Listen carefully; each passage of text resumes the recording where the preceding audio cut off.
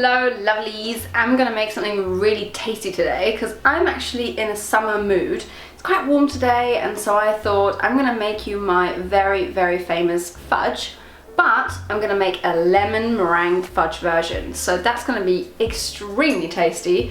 I hope you are prepared for something tasty, indulgent and sweet that you can just have in the summer. Let's get started. This recipe is actually based on my traditional salted caramel fudge that I have in my book Practice Makes Perfect, which you can get in the link in the description below. It's a really awesome book because it actually talks about a lot of basics and Thermomix essentials that you will learn when you look into it.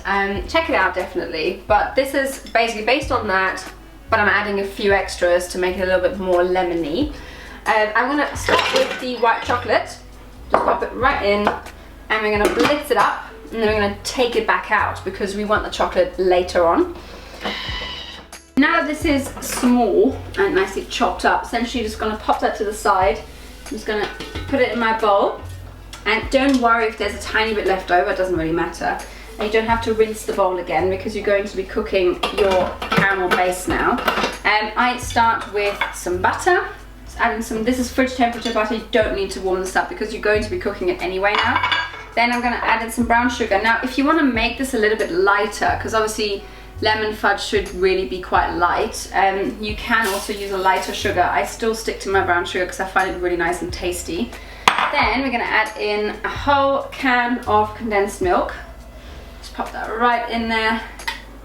This is going to add the creaminess to our fudge, and you really want to make sure you have absolutely every last bit of that condensed milk in there. And then I'm going to add in some golden syrup. Now you could play this two ways here. We could either add in some glucose syrup in order to keep it very light in colour, or I'm happy with the flavour but colour wise it looks a little bit different, and I'm adding in my golden syrup. So I added my golden syrup because I really like how that looks and I also like how it tastes. But if you were to use glucose syrup, you're just going to add in 40 grams of glucose syrup instead of golden syrup. That's totally up to you though, however you want to play this game. If you want to make it like a perfect fudge that you can display, I'd probably go with the glucose syrup. But if it's for home use, this is going to just taste so nice. It just tastes so much better. Right, let's get a little bit more, just so we have enough.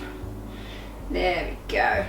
And then two things for lemon fudge. Obviously we're going to add our meringue later, but we're going to add in some lemon extract. You just add a few bits. You could also use, if it is safe for food consumption, a lemon essential oil. So just make sure you obviously dose it in the way it's prescribed on the actual packaging.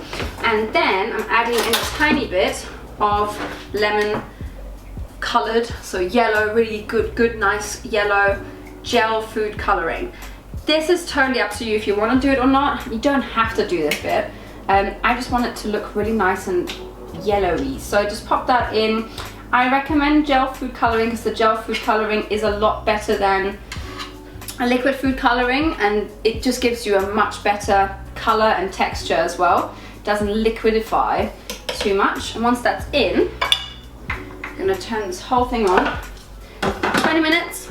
Keep that measuring cup off because you want to make sure that steam evaporates, and then we're going to cook it and I'm going to show you what that looks like. It's been about 20 minutes and my fudge is cooked. Now it looks very much still a bit like caramel. What I'm going to do now is add in the white chocolate, which makes it a lot lighter in colour, and of course because I've got my yellow food colouring going on, it's going to look a lot better. And then we're going to break in our lovely meringue. It's going to look so cute. It's going to be really lovely fudge. So just pop it on speed form, just to sort of melt in the white chocolate, and then we're going to pour it into our tray. This has got quite a deep, nice colour right now. It is quite a bit yellow, which is wonderful. It's exactly what we want. But if you had used instead of golden syrup, if you've used liquid glucose, this would have been a lot lighter. But the texture is also completely different then. I quite like this texture because I find it a little bit caramelly, and I think it goes really well with fudge and just produces this wonderful, perfect fudge that you need. I've got prepared meringue nests already. You can find a clip on my YouTube channel. I'll link you in the description below for a meringue recipe that you can make beforehand and then just use that for this fudge, but you can also buy some if you are desperate. And I just basically just sprinkle it over, you know, just use that, sprinkle it over. All you need to do now is pop it back into the fridge or just leave it at room temperature for a few hours to set. It will cool down, it will set. I've lined my dish with some cling film. You could also line it with anything else, but as long as it's lined, you can then lift it out much better later on. And I'm going to show you how we cut it up once it's all nice and stiff. Yummy, yummy. My fudge is now done. It's been in the fridge for a few hours, and then I've actually just removed it and taken it out of its cling film. Now, if you are struggling to get it out of the tin, basically just pop it upside down, put a warm towel on top, a wet, warm towel, or like a cloth, and then it will just release by itself. And then I'm literally just going to cut it up. Totally up to you how big you make your chunks. This is completely up to your freedom and hunger and however you feel.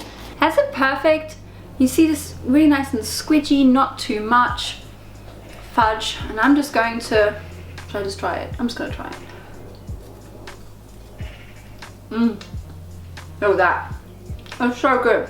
And it just makes it so creamy and oh my god, that's addictive. That is seriously addictive stuff, guys. You need to be very careful with that. Well, actually don't, just eat it, because you know what, you deserve it, you've cooked it, so I'm gonna eat mine. And you can make that at home. You can also make salted caramel fudge with those. You can make any fudge you like with this base recipe. And I can't wait to see you next, guys, for another delicious video. Bye bye.